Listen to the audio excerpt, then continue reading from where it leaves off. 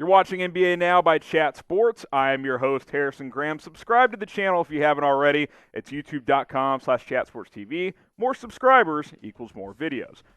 Let's get into the latest surrounding the Boston Celtics, and speculation, rumors continue to buzz around trading for a big man because the Celtics just aren't getting a ton of production from down low. We know their guards are great. We know their wings are very, very good, but can Boston get someone who can score at the 4 or 5 position? Bleacher Report brought up the point that, hey, they never really replaced Al Horford adequately when they let him go a couple of years ago, and I would agree with that.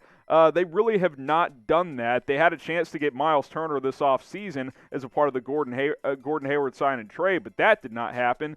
And instead, they signed Tristan Thompson, who's been fine. He's a good energy guy defense, but he's not going to give you anything on offense. He's mostly just a rebound energy type player at this point. Daniel Tice, a decent offensive player, but he's a guy that you want 15 to 18 minutes off your bench, and both these guys are playing over 22 minutes. They're basically splitting duty at the center position, and Tice really struggles defensively, so they kind of both have their weaknesses, and neither are upper echelon big man in the NBA. So when it comes to Danny Ainge and the Boston Celtics, trading for a big makes a whole lot of sense if they're trying to make a run at a championship in 2021. What do you guys think? Should the Celtics trade for a big? Type 1 for yes, type 2 for no. Let us know what you guys think in the comments. Subscribe to our Celtics channel. It's youtube.com/CelticsTV. I want to hear from you guys. Should Boston trade for a big before the NBA trade deadline?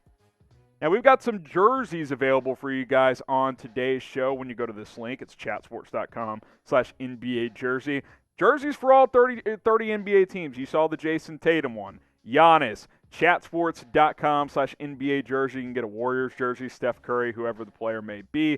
We got Lakers jerseys available as well, including a lot of the alternate looks for this season.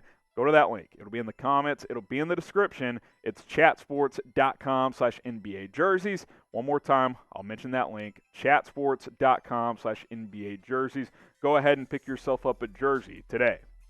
Now, here are some names that I think could make some sense. Myles Turner, I already mentioned, he's been linked to Boston in the past. He's been connected to trade rumors for about 2 years now. I think he's a player that could be available. Andre Drummond, there's already some chatter that he could be a buyout candidate, so maybe Boston wouldn't even have to trade for him. Nikola Vucevic, we'll see if Orlando is looking to trade their center as well. He can really score. Not the best defender, but he could give them 18 to 20 points a night. John Collins is a nice young piece, and him and Trae Young haven't been getting along super well recently. And then Kevin Love as well. We know he would probably like to get to a contender at this point. His contract is tricky, but you could maybe get a third team involved and move some pieces around to make that work as well. Now, the thing about Boston, if they're trying to trade for anyone, they've got trade assets. Obviously, I'm not showing Jason Tatum and Jaylen Brown. I don't think they get moved. I think they're pretty untouchable at this point. Both those guys averaging over 26 points per game this year. But I think Marcus Smart is a piece that has a lot of value. Excellent defender, improving.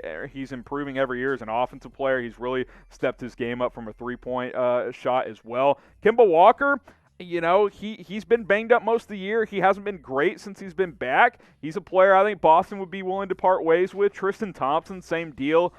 He's a high-energy guy that I think would have some value elsewhere if they're trying to upgrade at the big spot. And then they do have first-round picks for the next several years, but obviously the near term there, this year and next year, those are available as well. So Boston's got pieces they can move. I didn't even mention a guy like Peyton Pritchard. I don't think they'll move their rookie guard that's played well, or Aaron Nesmith, but those are players that could have some value as well if Boston is desperate enough to get a big man. Now, name a player, doesn't have to be a big, that you would like to see the Celtics trade for, that they should trade for.